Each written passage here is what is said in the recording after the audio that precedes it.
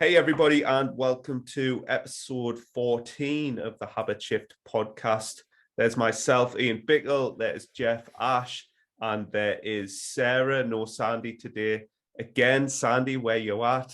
It's this whole time zone thing. The clocks have all changed in America and the UK, which has just thrown us off a little bit. Lack of communication from our end, I think. So we're going to have to sort that out moving forward. But how is everyone today? Good, thank you. All good. I'm good. Yeah, Awesome. had a long vacation, and so all back in the swing of Refreshed. things now. So yes, definitely. Did not Well, want to leave though. yeah, well, that's always the case with vacations. We just call them holidays, isn't that right, Sarah? Yes. That's it, Yeah. just a holiday. We'll go on a holiday, not a vacation. You and your American. We'll translate for the English listeners as we go through the podcast. That means holiday, vacation. So today we're going to talk about weight, and we're going to look at like weight as a focal point. I think a lot of people who maybe are listening are interested in weight loss, and obviously it gets a lot of media attention. So it's such an expansive topic. I don't even know where to start with weight. I guess the question is, why are we so bothered about weight? I don't know who wants. Maybe Sarah, because you're a girl. Okay. I think it is more of a female problem, which maybe it's changed over the years, but I think maybe more men are more susceptible with social media and everything now. But I think generally speaking, women worry about their weight more than men do. I think it almost is more acceptable for men as they get older. They sort of, gain a bit of a midlife spread and they're kind of all right with it. Whereas socially, people don't accept it so much with women. And I think there's a big movement to change all of this. But as always, it goes to extremes. And I think that's where I struggle. I find the whole weight thing, working in the weight loss industry, quite tricky to navigate sometimes. Yeah, we know what kind of people want. I think as a PT, if we had like £1 or $1 in your case, Jeff, for Yes. everyone who says I want to lose weight and tone up, would be constantly on vacation. We would. Yeah. See little references back to previous jokes. So Yes. so how about you, Jeff? What's your thoughts around that? Yeah, I definitely think it still does impact women to a greater extent than men. But the pressure as far as maintaining a certain size and being within a certain size range and all of that. But it's surprisingly it's a very big issue for men too.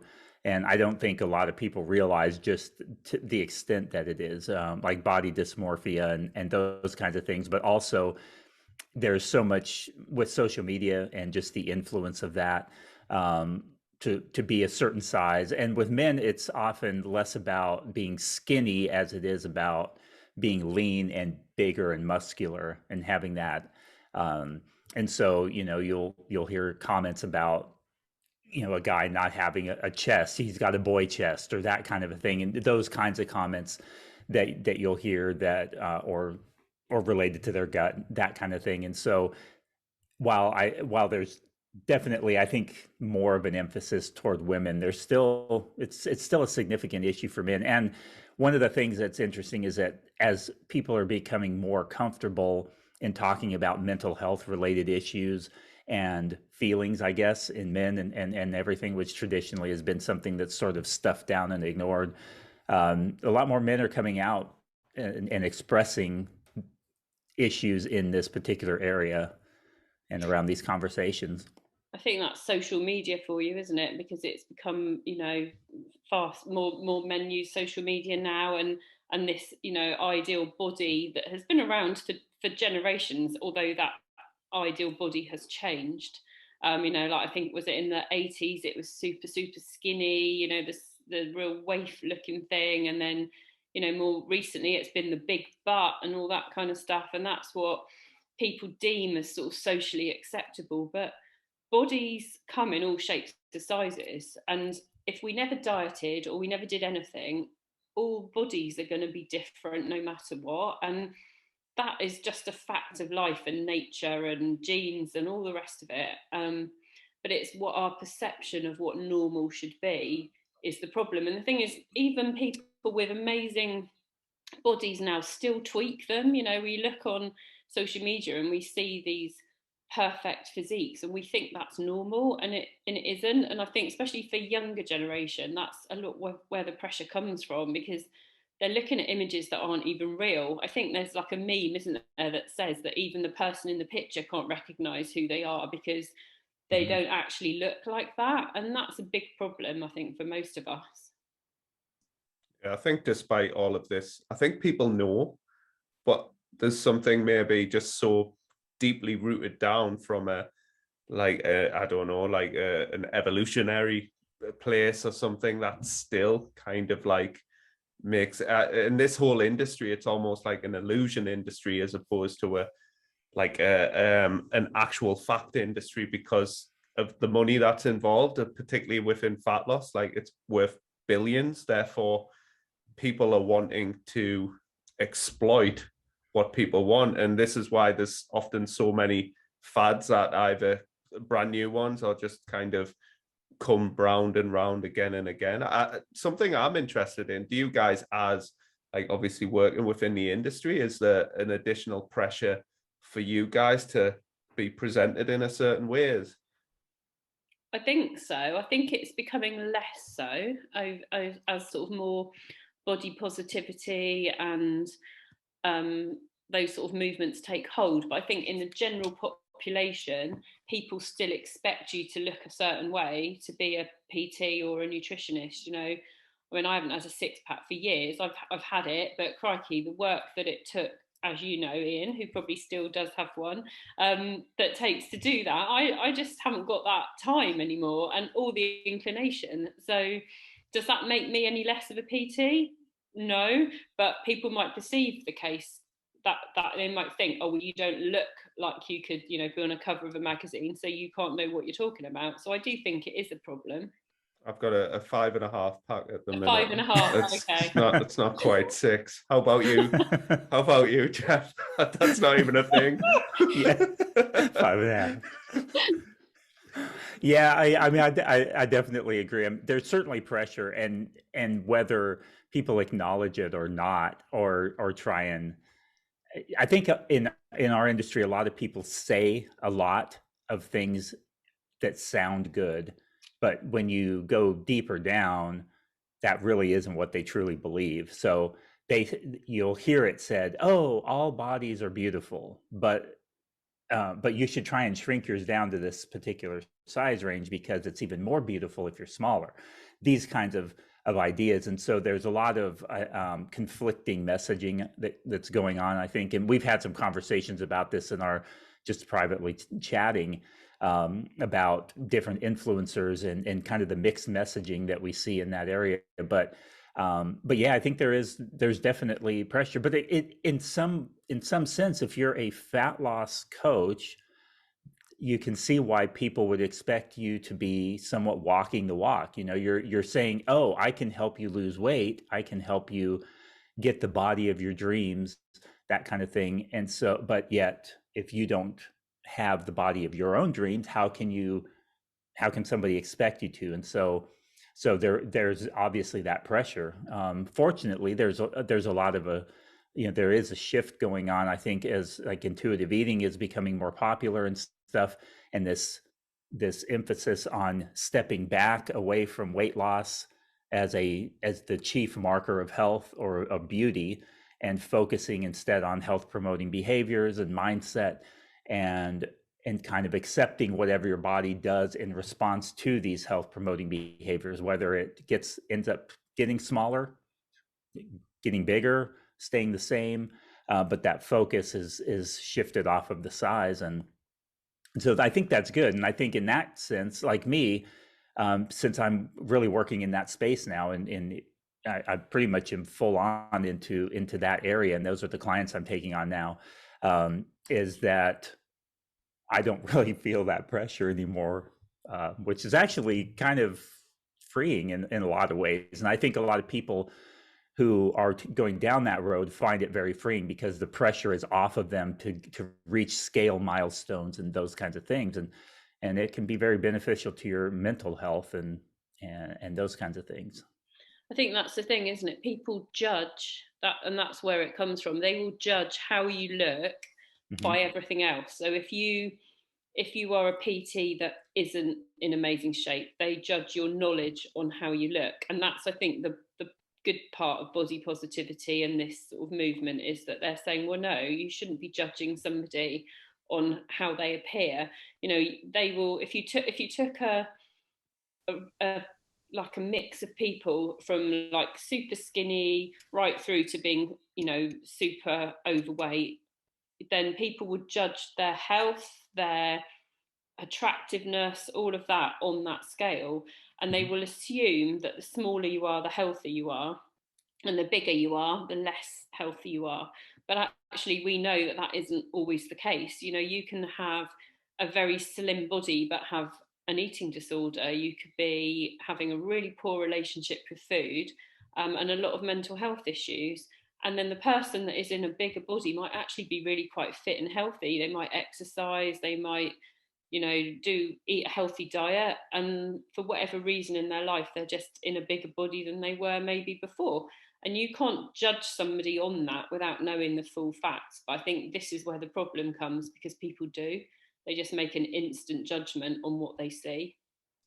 Yeah, and I think for me, like, the biggest question is, like, are you happy? Like, Yeah. at the end of the day, I would rather be a stone or two above, kind of, you know, whatever, and actually have better balance in my life. And for me, as like a coach, personal trainer who's competed in natural bodybuilding and all of that sort of stuff, who's taken my body to that extreme, I think I've got the unique perspective of, like, saying to people, listen, like, you think that's what you want, but you'll realize when you get there that it's not what you want. It was just something to obsess over. And when you do that, you're able to kind of start addressing the real areas of your life. And that doesn't mean that because I'm not against dieting either. I'm not against fat loss. I'm not anti-scale. I use the scales, but it's like, I use the scales with clients. I use the scales with myself, but it's getting people to understand that, you know, especially if we're trying to change our body as well, not to get overly obsessed or distracted. And it's a good learning opportunity for people to, like, understand how things influence scale weight. So I think that's like an interesting discussion that people need to kind of hear, is like, well, what are we actually, when we step on that sad step, people might call it, is like, you know, what is that feedback telling us? People have a big emotional attachment to the scale, don't they? Probably from years of dieting and not actually understanding how it works. And that's one of the first things that I'll always talk to about my clients when I take them on, is just, you know, what do you understand about scale weight and what does that mean to you? And if you can kind of get through that and just use it as a piece of data, then it can actually transform people. But I think something you mentioned there, which is really quite important to touch on, is that you said something about, you know, people will think that their lives will change when they lose weight and they'll suddenly become happier. I've worked with several people over the years that have had that exact mindset, and actually, you know, you're just still the same person with the same life in a smaller body. So do those things really change for you? And I think a lot of people will put a change of happiness or a change of confidence or a change of anything else down to their weight, and that doesn't always equate to being a positive outcome. Yeah, I think that's something that I mean, that's just such a good point, that could be one aspect of it, but generally speaking, the issues that we find ourselves struggling with in life are not just going to be fixed by losing weight. But that's what that's what the dieting industry and the fitness industry often promotes, whether it's implicit or explicitly. This idea that, oh, you know, if you lose the weight, if you get down to your dream body, then everything's going to be happy and you're going to love your body and you're going to all this and that. And we know, I mean, Ian, you probably, when you were stage lean, you were probably still noticing things you wish were different about your body, and at the time. And so, I mean, I know myself, regardless of where I am now and where I've been when I've been leaner and had a 5.5 pack, you know, you know, there were still things that I was like, oh, I wish I didn't have that, or I'd like to change that, and that kind of thing. And so, Well, what yeah, it does, it really isn't. It's not the answer in and of itself. I mean, what, you know, the bodybuilding world is kind of notorious for is probably creating more problems than Yeah. solving. You know, there's a lot of people, again, with social media, I always say you only see what you're shown, so you don't know the background struggles. I've certainly struggled in the past. Like, it's taken a lot of emotional maturity and experience in order to kind of quantify everything. And that's, as a coach, something that I help people with. I've only worked with one contest prep client. It's not my bread and butter, but like, I feel like I could do it, but I'm not a, that's not what my marketing's channeled towards. I'm not trying to sell that product. And ultimately, when I think people are kind of investing in a coach, especially with something as big as that, you've got to make sure that they are, like, they have your best interests at heart. They are going to tell you, right, this is what you need to expect, and going to this goal is an extreme. And if you get within maybe 4 to 6 weeks of that goal and you want to pull the plug, that's fine. You know, because that's when it gets sticky. Like, I competed 76 kilos and I dieted down to 79.2.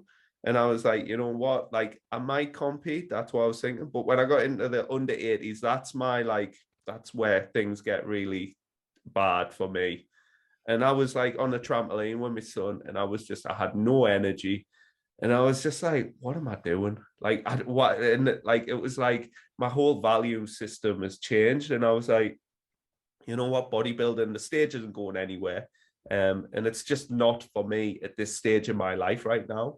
So I'll never say never, but for me right now, like, I'll always quote unquote bodybuild, lift weights, eat a lot and feel good and all of that sort of stuff. And a byproduct of all of that is building a body. And then occasionally I might go, hey, I'm going to eat in an energy deficit, eat plenty of protein, train progressively as I can, and lose that weight and see what I've got. But I guess a lot of people's, I always say to people, listen, desperation's never a great like place to start dieting from, because you make silly, irrational decisions. And I think for me, that's one of the most challenging people's with the general public and population. They don't even think this stuff. They just see something on social media, before and after picture, and they're like, right, I want that.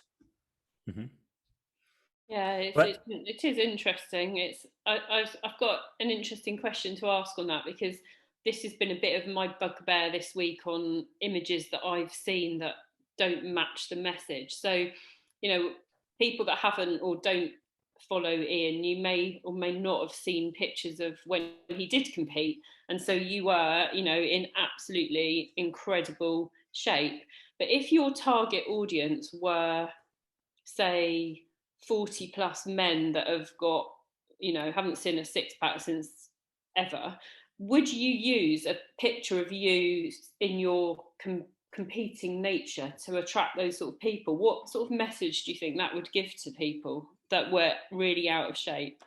That's for me, like, obviously I think, like, personally, like, because I think, well, what are people seeing? And like, at the end of the day, I don't want people to solely come to me just because of what I look like. I want it to be more about who I am. So like, I keep covered up because of the nature of my job. Like, I want to be accessible, and I'd rather be known for someone who's got a good sense of humor, or like makes people laugh, or makes them feel good. Like, I like making people laugh. I like hearing people laugh. I'd like to think people listen to the podcast with the little witty one-liners and all of that are like, you know what, it's fun, and fitness can be fun, and it should be fun. It's something that you want to invest in like the rest of your life. Like, I was talking to someone and like the other day, and I was like, you know what, I might start something new, completely like nothing to do with bodybuilding. It's an outlet, it's an opportunity to learn something different. I don't know what that is. I'm tossing between like Brazilian jiu-jitsu, or even at one of my clients is a pro wrestler doing that. Something just weird and crazy, like, and out there, but why the hell not? And I think so many people are doing stuff that they just don't enjoy. Like, I've worked with people and they say, I want this, that, and the other. And then they just haven't gelled with resistance training. And I'm like, it's okay. Like, it might be my jam, but it doesn't have to be yours. Let's find what you want.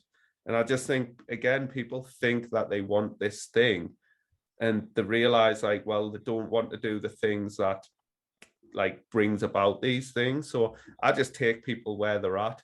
I don't care their size, their shape, their sex.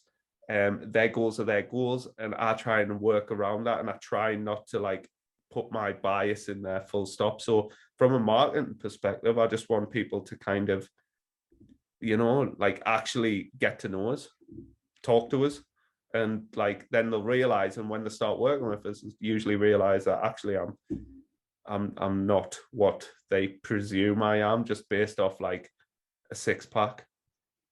5.5. Oh, that's full 6-pack. 5.5 at the minute. Yeah. Yeah, that's an interesting question, because it is so much of what the fitness industry uses to get people on board. I think it's lazy. I think it's lazy. Like, you know, I do too. To use my own images again and again. Like, the reality is I didn't get that many pictures taken, whereas some people, they go to different areas, different clothing, like, you know, they'll take thousands of pictures, and that's like a lot of content. Whereas me, I got a few done.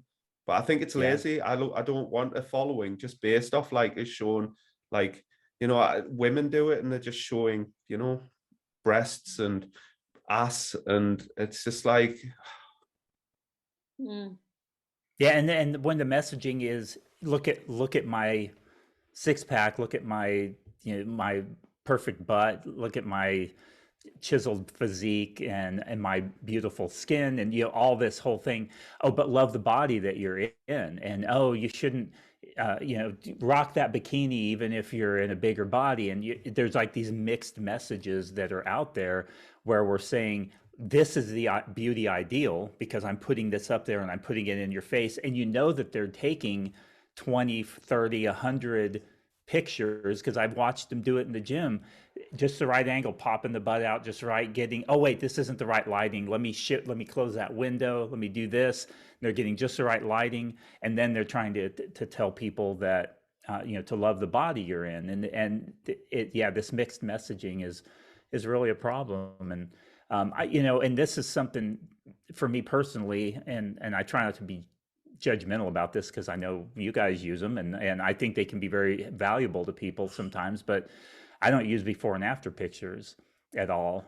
In fact, I don't have them send me pictures of themselves. I mean, if somebody wants to send me a picture, that's cool, but I don't use that. And I think sometimes the industry exploits people too, to that degree with before and afters. And I know some people are excited. They're like, here, show my before and after. I'm really excited of the work that I've done and all this effort. And I'd love for you to share it with your followers so that they can see just how good you are at your job and what you've helped me do and that kind of thing. And that's cool. But yeah, for me, I just haven't done that.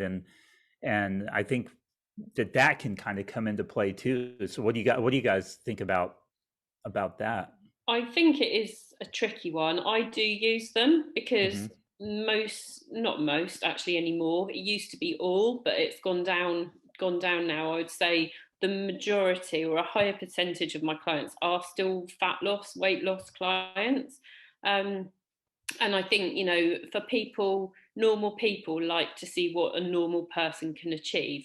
So I don't do in bra and knickers or, you know, topless or anything like that. They are just in their gym stuff. They're just, you know, usually at my studio, and they show what somebody has achieved. But I've tried to change my messaging with it over the years, that it's not just, well, here's one body and here's another body. It's more about what have they changed to do that? How have they lived their life? How can you do the same, rather than this is just a bigger body and a smaller body, well done. 6 months later, they might not be like that anymore.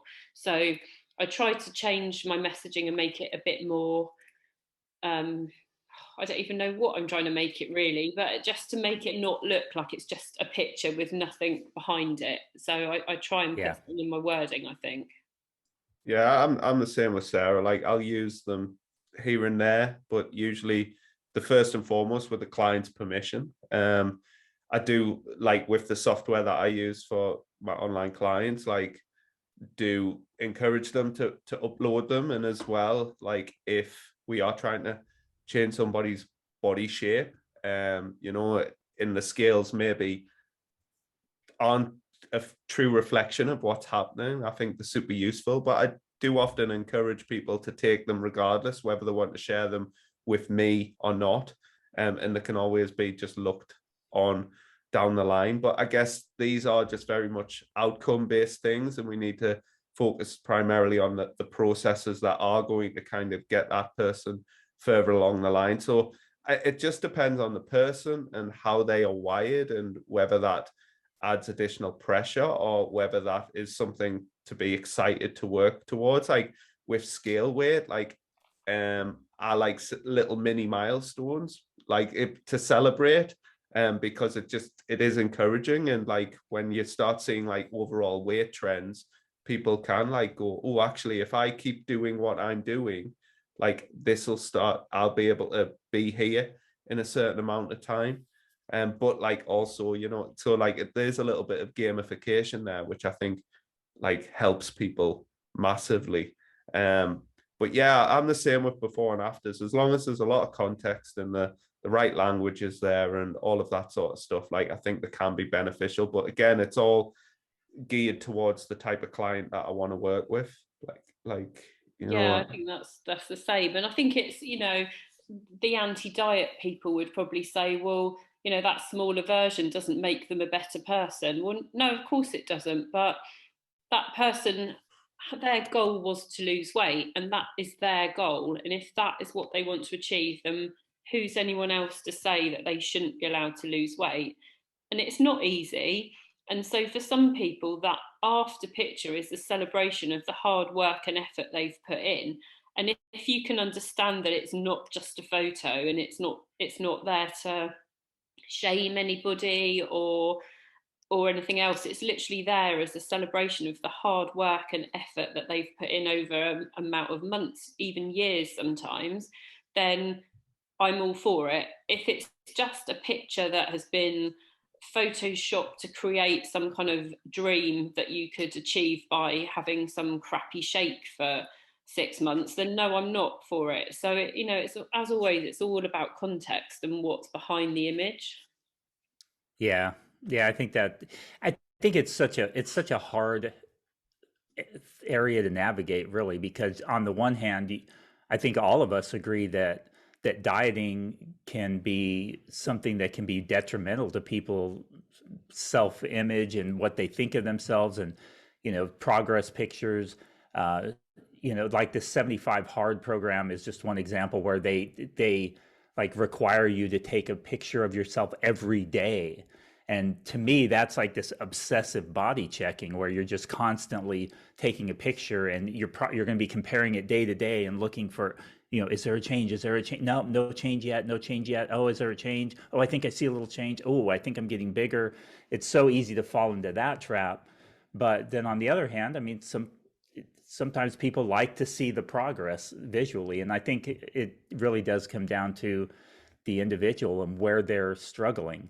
Because I know that, yeah, for me personally, when and I haven't been doing this, and a lot of this comes from since I have kind of fallen in love with this intuitive eating and gone down that path myself and decided that's the way I want to coach, and that those are the people I want to work with, that I kind of have to walk the walk. So I don't weigh myself. It's pretty rare now. I also have the privilege of the fact that my body doesn't really change very much. It's just always been that way. So it is pretty easy for me to do that. I'll acknowledge that. But I think that it really does depend on the person. So for me, the scale wasn't a big deal, but for other people, it can be a very triggering thing to weigh yourself every morning and that kind of thing, and it can become a problem. And I think it's good that we just acknowledge how these different things impact us, and then do what's going to be the best approach for ourselves.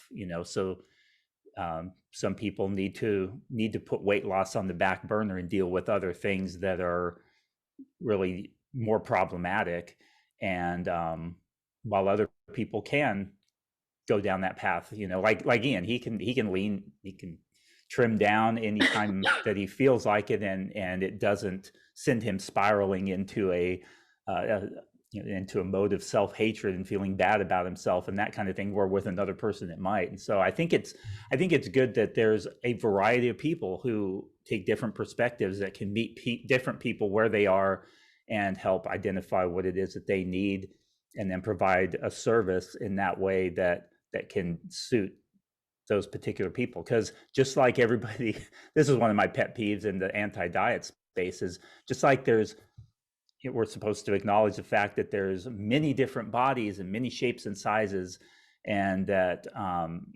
people can live their life in lots of different ways and find happiness there. There's different approaches that we can take to our bodies and how we want to handle it, and some people can take one approach that is healthy for them but not for someone else, and vice versa. And that's the problem with these groups, isn't it? That they take something that has actually got a well-rounded, balanced approach, and then they take it to an extreme. Because I think you guys both know that I did that size inclusive fitness course recently, and I struggled on it big time, because in my mind I was thinking, well, I'm here to help and open my mind to the fact that not everybody does want to lose weight, and that's fine, because that is an area that perhaps I needed more education on, because I'm probably more in the lines of that if you are dramatically overweight, then probably losing weight would help you, but it is personal choice. But what I actually found was this was actually very anti-diet and anti-weight loss, and what they call fat positive. And I struggle with that. I really found that course really difficult to be on, because that's not what I believe, and I feel that science and evidence doesn't really back that up. We kind of know that, not being in a tiny body or anything, but being of a reasonable weight, whatever that is, which might be completely different for different people, will bring better health outcomes. And we're told that time and time again through the medical profession, yet these dieting kind of, or anti-diet movements will take that to the extreme. And I don't like extremes. I'm much better off in the middle somewhere, where I can take a good bit of each, really. I think the kind of the anti-diet movement, and obviously most of these people are large, and it's almost like they're trying to just send a message, and I don't know if it's just anti kind of what people are trying to promote in terms of weight loss. I mean, me personally, I don't care. I don't care if somebody's big, small, whatever. I'm not bothered. Their body's none of my business unless they make it my business. And I'm there to help people. So I don't judge. I don't do I mean, I've walked down Aldi before, and seen someone I recognize from the gym or who know me, and they'll start explaining the shopping cart to us. And I'm just partly I want to turn around and say, I don't care. It's your life. I've got, if you're happy, just be happy. You don't have to tell everyone you're happy, and you don't have to also show all of this. So if people accept the risk factors of being morbidly overweight, then fine. It doesn't impact me, but people seem to go out their way in either direction to and it's just each other, yeah, and it's just get on with it. If people want my help, then they should know what I'm about. They should have absorbed some of my content to realize what I'm about and listen to a couple of podcasts and all of that, so they know I'm the right person for them. But like other than that, like it's up to you what you do with your life and how Yeah. you want to, what you want to do with your body, what you want to put into your body, and how you want to live it. But everybody's on the high horse telling other people what they should do. And I guess as coaches, we're trying to sadly give people permission to do certain things. We're not trying to, like, I think too many coaches try and control their clients, when actually what a good coach does is gives them freedom and autonomy and choice and like understanding of their decisions. Yeah, no, I agree with that totally. I think, for me, if someone comes to me and says they want to lose weight, then I'm going to support that, and I'm going to do it the best way I know how, and try and do it in an, anti-diet culture way. If someone comes to me and wants to exercise and doesn't want to lose weight, then that's absolutely fine too. You can exercise, be healthy, move your body no matter what size you are. And if someone's happy where they are and doesn't want to exercise or doesn't want to diet, they're not going to come to me anyway. So they can do whatever they want wherever they are, and that's absolutely fine. Yeah, I think that's it, that we could probably do a whole other episode on the topic, but I think with weight and the anti-diet movement, I think where a lot of fitness professionals that are still in the fat loss side of things, there is a lot to be learned from the health at every size crowd, and it can be difficult to filter through that because of the extremes. Often the extremes are what we hear the most, and so a lot of people have a misunderstanding of what fat positivity is and what health at every size is. It's not healthy at every size. It's acknowledging that at whatever size you're at, that you can and should and pursue health, and you can do that in ways that don't require weight loss. Because I think that so much of the messaging that we get is that not only are you more beautiful if you're smaller, but you're healthier if you're smaller. And if you're at this higher end, you're probably unhealthy. You're probably not eating like you should. You probably are lazy. I mean, these are messages that are there. And having been married to somebody who was very large for years, my first wife, and you see the things that they struggle with just navigating the world, and you also see the biases that come into play. You also see the discrimination that they experience, and so a lot of that, I think that's a big, well, that's a big aspect of the anti-diet movement and the health at every size, and this shift away from weight loss and at the intentional level. And I actually appreciate that and get it. And in fact, that's what I do with my coaching is I listen to somebody coming in who's wanting to lose weight, and I'm hearing what they're saying. And it's not a lot. It's like, weight loss really isn't what you're looking for. You think it is. I mean, and yes, you may ultimately you wish your body was smaller, but really there's so much more that we can address without attacking the weight loss part. And by doing so, it may just result in getting you to exactly where you want to be anyway. It may not be the size you wanted, but you may not only shift your mindset, the way you're thinking, but also get to a body size that's comfortable for you, and that you find is like, hey, I don't need to be as small as I thought. Some of the interesting things, somebody had mentioned kind of the medical community, and there's something to be said for some of the people on the, for those of us in kind of this anti-diet space where we're shifting the focus of health off of size. Because if you look into something called the Obesity Paradox, it's really fascinating, because there's a number of these studies as they've brought them together, noticing that people who are in the overweight category actually have better health outcomes in many cases in certain conditions than those who are on the lower end of the normal BMI scale. And we really don't see the stark increases in the major health issues until you start getting well beyond the obesity category. And so really those in the normal BMI range and in the overweight BMI range have very similar outcomes as far from a health perspective. And so, and I don't think a lot of people realize that. And so I think that messaging is lost. And I think that's one of the good things that's definitely coming out of that anti-diet space. I'm kind of going on maybe on a tangent here, but I think that's one of the things that's really good that's coming out there. And also raising awareness of the fact that certain ways of talking about people's bodies is stigmatizing and discriminatory, and recognizing those things, just like we're being a little bit more sensitive and recognizing how comments and ways of approaching things are impacting people for their race and other things that have been kind of typical areas of discrimination over the years. Yeah, no, totally. I think people have got a real problem with sitting in that middle ground, haven't they? And actually seeing both sides. They take something that has good intentions, and then they take their own bias and they lead it in a totally wrong direction.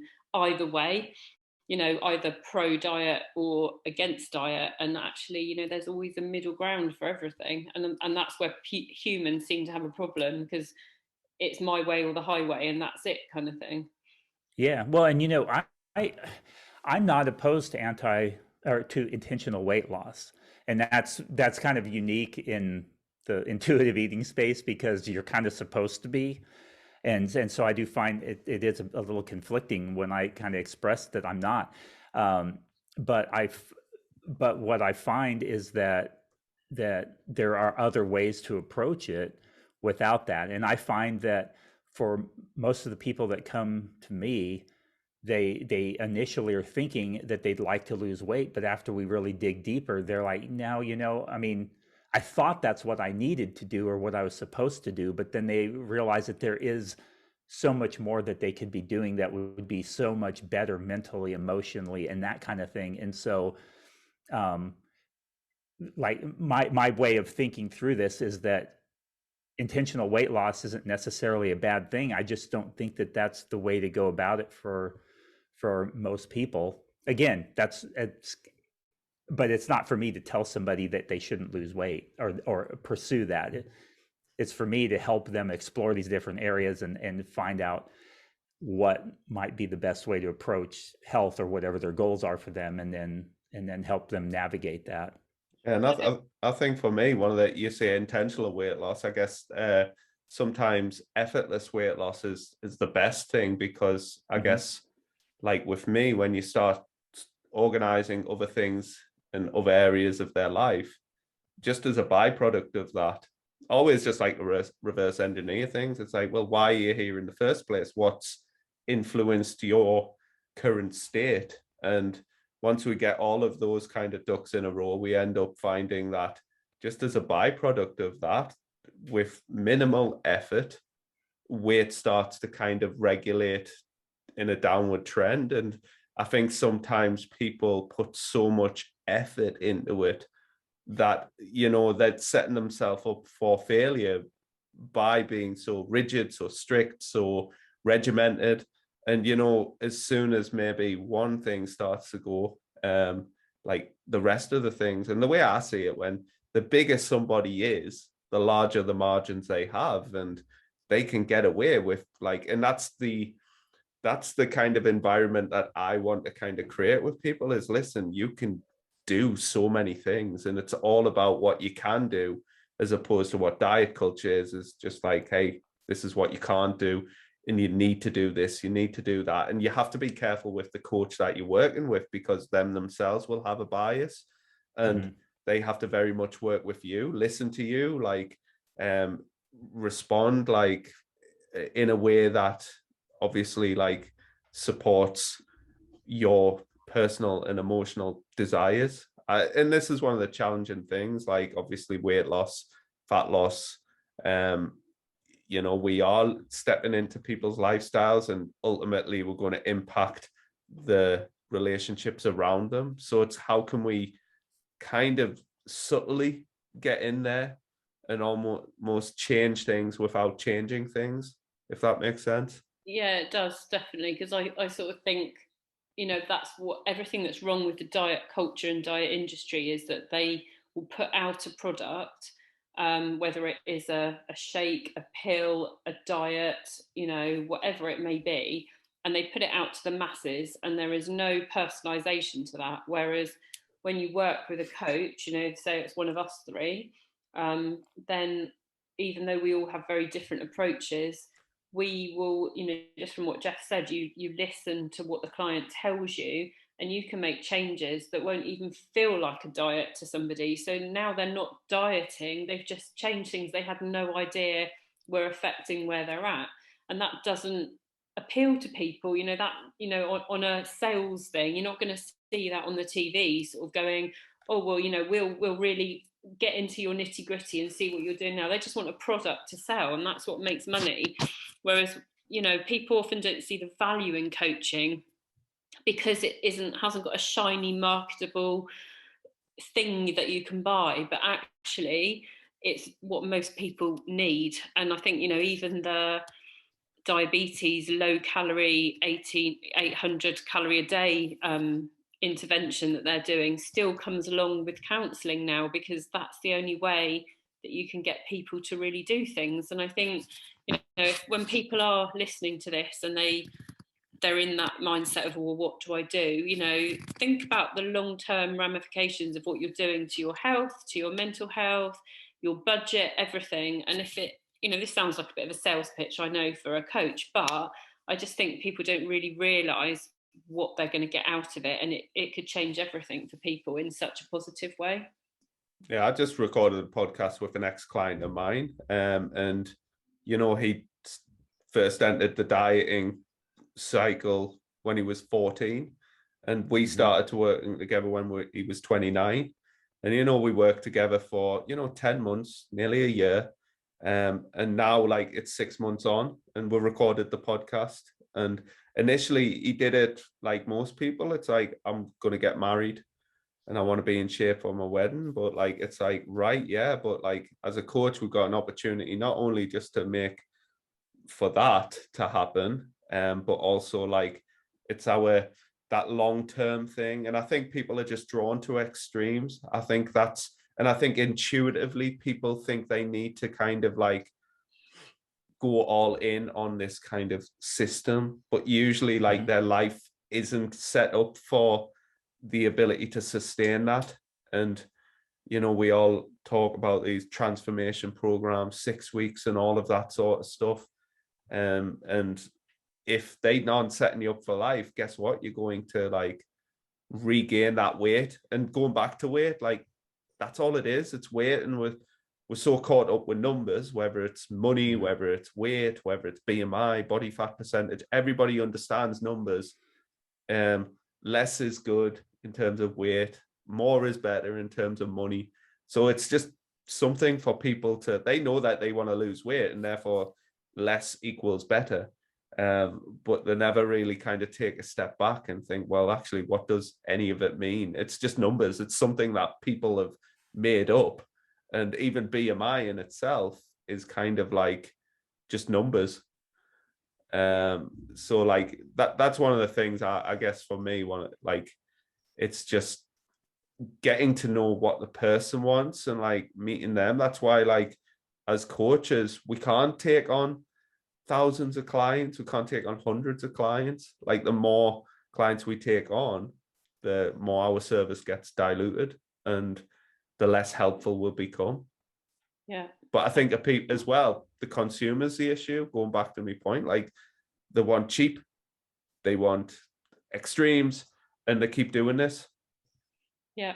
Until eventually they get fed up and then they come to us and they're like, I wish I'd done it sooner. Or they're so far gone. Yeah. That's the problem, because they're so used to rapid stuff.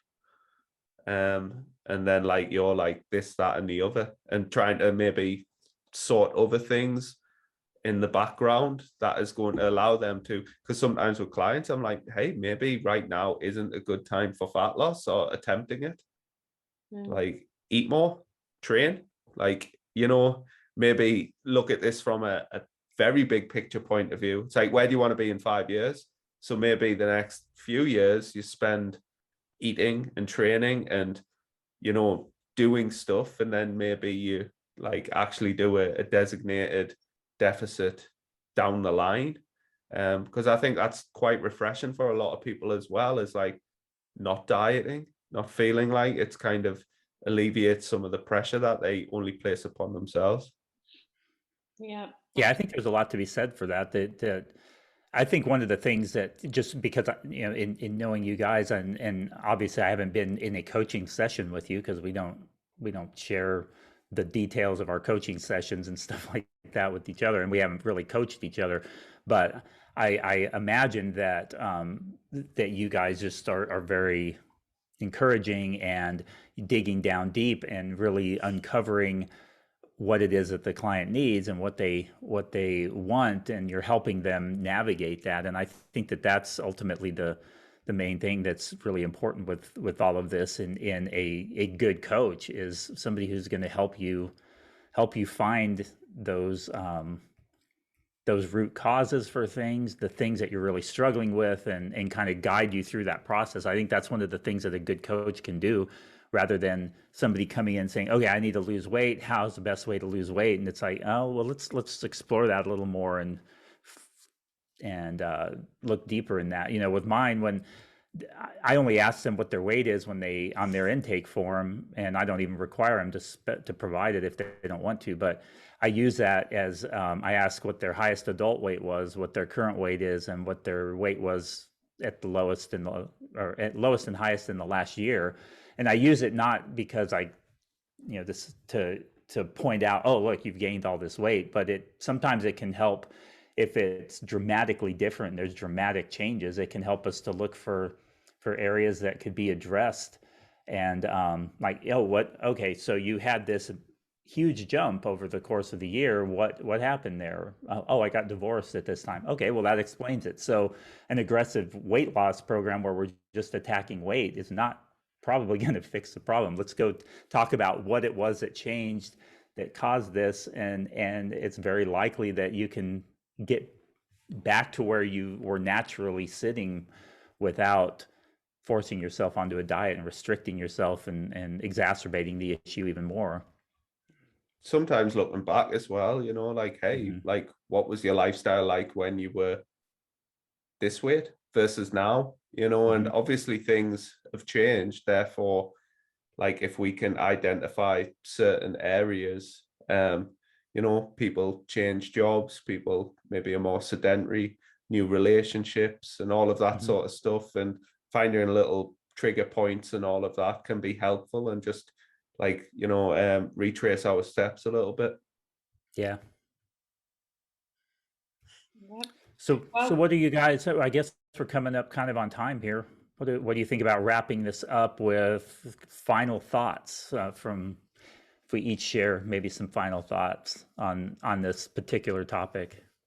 I just think, well, I mean, obviously it's evolved. Our podcasts always do. Yeah. Went around the houses there, didn't we? We do. I don't know what I'm going to call this one. Well, we started with weight, and it's gone into anti-diet and intuitive eating and coaching and all sorts of things. But I mean, the thing is, they are all interlinked, and I think that's where we naturally go. And I think rather than have a scripted podcast for people, this is our conversation, and it will evolve. And I think that's actually probably better listening for people than having a complete agenda and it being a bit dull. But I think my thoughts on weight and all the rest of it are, don't judge anybody. They are a human being, and they have got a lot more about them than just weight. They've got personality, they have traits, and that is way more important than what size body they're in. But if someone does want to lose weight, then support them well. And if they don't, then absolutely fine as well. Let people be who they want to be without judgment and without going to extremes. I think that's my final points on it. Yeah. And sorry, one more. If you are size 8, please don't put pictures of yourself in a tiny little outfit and go, it's fine to be big, because it really pisses me off. Yeah, that's kind of where this whole conversation started, wasn't it? Yeah, I would say that, the same at the end of the day. Like, I mean, I don't want people to ever turn around to me and go, oh, it's all right for you, it's lucky for you, and all of that sort of stuff.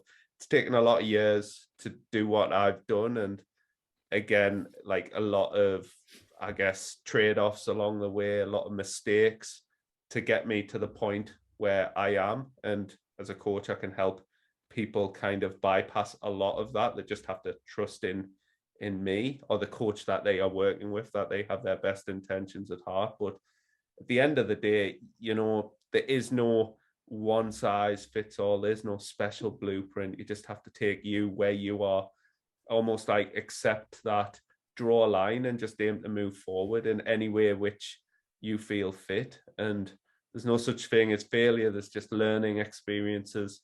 Like, your weight is not your worth. Doesn't matter what that scale weight says to a certain degree. Like, and that's why you have to be careful with like how you like tackle that situation. And yeah, listen to stuff like this. There's thousands of great coaches out there. Unfortunately, there's millions of bad ones. So we have to kind of like, you know, one of my biggest like things was learning to listen and learning to like take information and not at just face value, but able to like digest that and understand it. So that would be one of mine. I don't know. What about you, Jeff? Yeah, I think it's good that people are open and open to different ways of doing things, and open to the fact that while we all have different sizes and shapes of bodies, we all have different ways of processing information mentally. We shouldn't assume that just because we struggled in a particular area with something, whether that was like, one of the things that we see is people who've had eating disorders can be very militant about intentional weight loss, and it's understandable because of what they went through, and that and what it did to them, and how it destroyed their life, and how they finally worked out of that, and they've had to get out of that mindset. But to understand that not everybody goes down that same path, and so broad brushing things. But on the other side, you know, you have the medical community, which is often putting this overemphasis on weight, you know, I guess coming back to weight, and that weight, if you're above a certain point, then by nature of that's pathological. So and that shouldn't really be the case. We're all where the initial focus is on weight. And I'll just kind of mention as my last kind of thing here, there's a recent study that was done here, and it was a systematic review and meta-analysis. It was really interesting, and I think I shared this with you guys. I don't know if you guys read it yet, but they found that you can actually reduce visceral fat content in your body. That's the fat that's around the internal organs. It's the really bad fat. Subcutaneous fat really isn't as unhealthy as a lot of people might think. It's really that fat around the organs, around your liver, and all that stuff that cause all kinds of issues. Well, this study found that you can reduce that through resistance training apart from a caloric deficit, which is really encouraging for people who either struggle to lose weight or don't want to lose weight or don't want to focus on that for whatever the reason is. And so I guess that's one of the things, me personally, with the intuitive eating and the emphasis that it promotes on health-seeking behaviors, and not worrying about weight, but worrying about all of the other things that can contribute to health.